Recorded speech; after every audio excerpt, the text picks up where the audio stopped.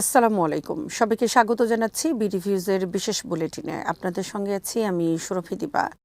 ইয়েমেনের হুথিরা দাবি করেছে সৌদি আরবের জিজান প্রদেশের রাষ্ট্রীয় তেল কোম্পানি সৌদি আরামকোর একটি তেল স্থাপনায় হামলার পর সেখানে আগুন ধরে যায়। হুথিদের দাবি এই হামলা সৌদি আরবের জ্বালানি অবকাঠামোর ওপর তাদের চলমান চাপের অংশ। তবে হামলার ক্ষয়ক্ষতি ও আগুনের প্রকৃত কারণ সম্পর্কে স্বাধীনভাবে বিস্তারিত তথ্য নিশ্চিত হওয়া যায়নি। এদিকে মধ্যপ্রাচ্যের চলমান উত্তেজনার কেন্দ্রবিন্দু হয়ে উঠেছে হরমুজ প্রণালী। ইরানের প্রেসিডেন্ট মাসুদ পেজেশকিয়ান বলেছেন, ওমানের মধ্যস্থতায় হরমুজ প্রণালী নিয়ে চলমান আলোচনায় তিনি ইতিবাচক ফলাফলের আশা করছেন। একই সঙ্গে তিনি ইরানকে দীর্ঘস্থায়ী না যুদ্ধ না শান্তি পরিস্থিতি থেকে বেরিয়ে আসার প্রয়োজনীয়তার কথা বলেছেন। তার বক্তব্যে ইঙ্গিত মিলেছে তেহরান সংঘাতের পরিবর্তে একটি কার্যকর রাজনৈতিক সমাধানের পথ খুঁজছে। তবে সেই সমাধানের ক্ষেত্রে ইরানের নিরাপত্তা ও সার্বভৌমত্বের বিষয়টি গুরুত্বপূর্ণ থাকবে। অন্যদিকে ইসলামিক রেভলিউশনারি গার্ড কর্পস বা আইআরজিসি হরমুজ প্রণালী পুনরায় পুরোপুরি খুলে দেওয়ার জন্য বেশ কিছু শর্ত সামনে এনেছে। এর মধ্যে রয়েছে ইরানের বিরুদ্ধে যুক্তরাষ্ট্রের নৌ অবরোধের অবসান এবং সাম্প্রতিক যুদ্ধের কারণে ইরানের যে ক্ষয়ক্ষতি হয়েছে তার জন্য ক্ষতিপূরণ। ফলে হরমুজ ইস্যুতে কেবল সামুদ্রিক চলাচল স্বাভাবিক করাই নয়, বরং বৃহত্তর যুক্তরাষ্ট্র ইরান সম্পর্কের বিষয়েও আলোচনার কেন্দ্রে চলে এসেছে। সব মিলিয়ে ওমানের মধ্যস্থতায় কূটনৈতিক তৎপরতা বাড়লেও হরমুজ পুরোপুরি খুলতে এখনও বড় ধরনের রাজনৈতিক সমঝোতা প্রয়োজন। ইয়েমেন সৌদি উত্তেজনা এবং ইরান যুক্তরাষ্ট্র বিরোধ একই সঙ্গে চলতে থাকায় মধ্যপ্রাচ্যের জ্বালানি নিরাপত্তা ও বৈশ্বিক তেল বাজারে অনিশ্চয়তাও অব্যাহত রয়েছে। ইয়েমেনের সশস্ত্র বাহিনী জানিয়েছে, সৌদি আরবের জিজান অঞ্চলের রাষ্ট্রীয় তেল কোম্পানি আরামকোর একটি শোধনাগার লক্ষ্য করে রোববার ড্রোন হামলা চালানো হয়েছে। ইয়েমেনি বাহিনীর দাবি, অত্যন্ত নির্ভুলভাবে এই হামলা পরিচালনা করা হয় এবং লক্ষ্যবস্তুতে ড্রোনটি সফলভাবে আঘাত হানতে সক্ষম হয়েছে। ইরানের সামরিক মুখপাত্র ব্রিগেডিয়ার জেনারেল ইয়াহিয়া সারি এক বিবৃতিতে হামলার বিষয়টি নিশ্চিত করেন। তিনি বলেন, সৌদি আরবের কথিত উস্কানিমূলক কর্মকাণ্ডের জবাব হিসেবেই এই অভিযান পরিচালনা করা হয়েছে। বিশেষ করে উত্তর ইয়েমেনের সাদা ও হাজ্জা প্রদেশের আকাশ সীমায় সাম্প্রতিক সময়ে সৌদি আরবের গোয়েন্দা ও নজরদারি ড্রোনের কথিত তৎপরতার কথা উল্লেখ করেন তিনি। ইয়েমেনি বাহিনীর ভাষ্য অনুযায়ী সৌদি ড্রোনগুলো এসব এলাকায় নিয়মিত নজরদারি চালাচ্ছিল এবং ইয়েমেনের আকাশ সীমা লঙ্ঘন করছিল। এর প্রতিক্রিয়ায় জিজানে আরামকোর গুরুত্বপূর্ণ স্থাপনায় ড্রোন হামলা চালানো হয়েছে বলে দাবি করেছে তারা। ইয়াহিয়া সারি এটিকে প্রতিশোধমূলক সামরিক অভিযান হিসেবে বর্ণনা করেছেন। এই হামলার মধ্য দিয়ে ইয়েমেন সৌদি উত্তেজনা আবারও নতুন মাত্রা পেতে পারে। বিশেষ করে জিজান সৌদি আরবের দক্ষিণ পশ্চিমাঞ্চলের একটি গুরুত্বপূর্ণ এলাকা এবং সেখানে আরামকোর জ্বালানি অবকাঠামো রয়েছে। ফলে এ ধরনের স্থাপনায় হামলা হলে তা শুধুমাত্র নিরাপত্তা নয়, সৌদি আরবের জ্বালানি সরবরাহ ও আঞ্চলিক বাজারেও প্রভাব ফেলতে পারে। তবে হামলায় শোধনাগারের কতটা ক্ষতি হয়েছে, কোনো হতাহত হয়েছে কিনা বা উৎপাদন কার্যক্রম ব্যাহত হয়েছে কিনা এ বিষয়ে সৌদি কর্তৃপক্ষের পক্ষ থেকে তাৎক্ষণিকভাবে বিস্তারিত তথ্য পাওয়া যায়নি। ইয়েমেনের পক্ষ থেকে এই হামলাকে আকাশ সীমা লঙ্ঘনের প্রতিক্রিয়া হিসেবে তুলে ধরা হলেও ঘটনাটি সৌদি আরব ও ইয়েমেনের মধ্যকার দীর্ঘস্থায়ী সামরিক উত্তেজনা এবং বৃহত্তর আঞ্চলিক সংঘাতের ঝুঁকিকেও সামনে নিয়ে এসেছে।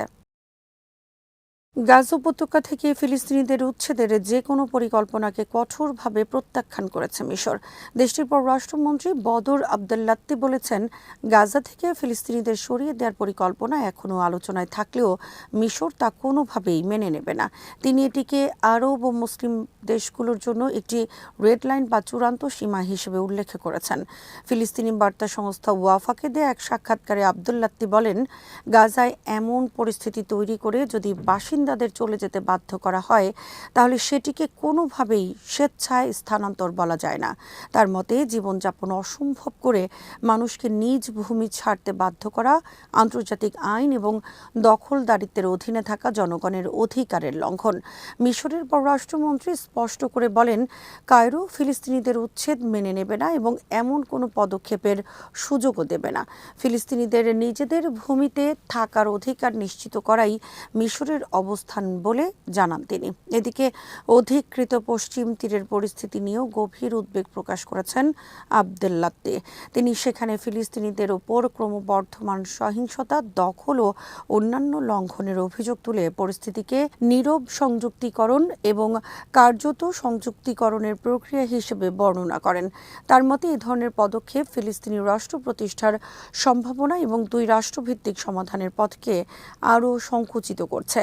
আবদেল্লাত্তি আরও বলেন, যত বড় সামরিক শক্তি প্রয়োগ করা হোক না কেন, ফিলিস্তিনিদের মৌলিক অধিকার স্বীকৃতি না পেলে ইসরায়েল বা পুরো অঞ্চলের জন্য দীর্ঘমেয়াদী ও টেকসই নিরাপত্তা নিশ্চিত করা সম্ভব নয়।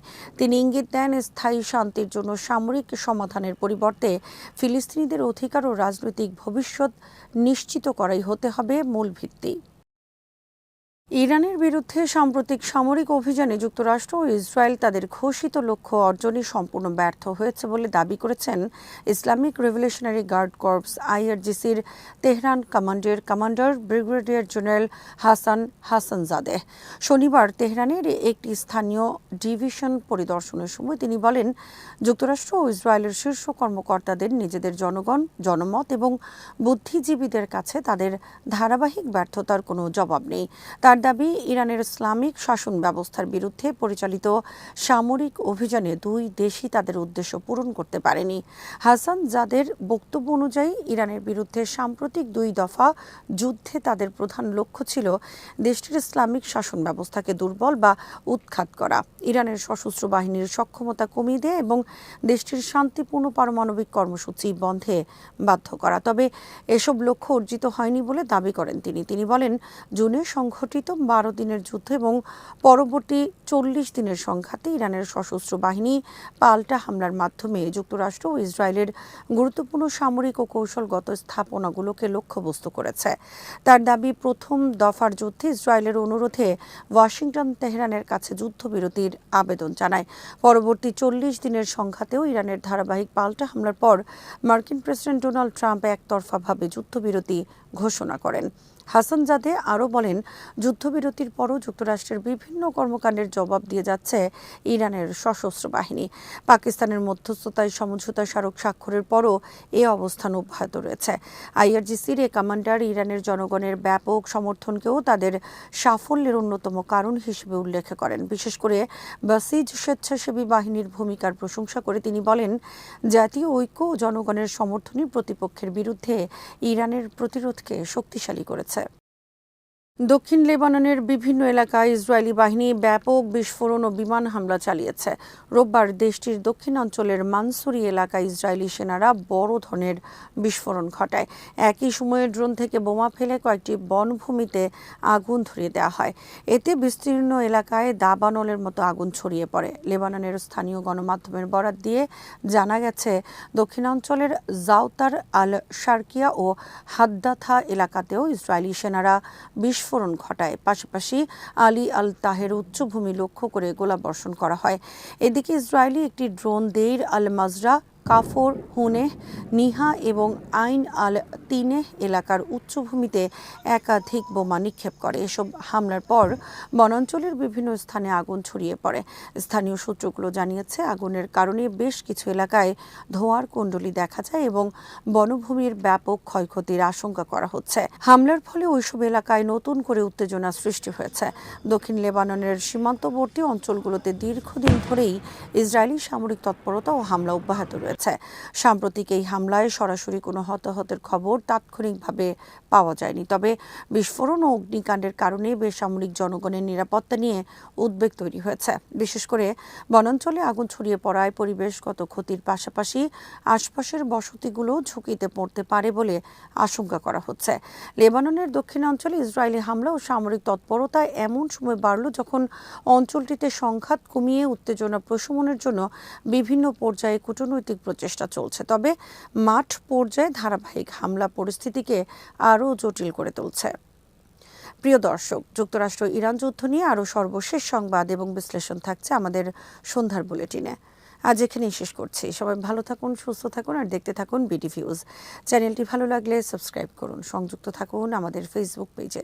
আল্লাহ হাফেজ।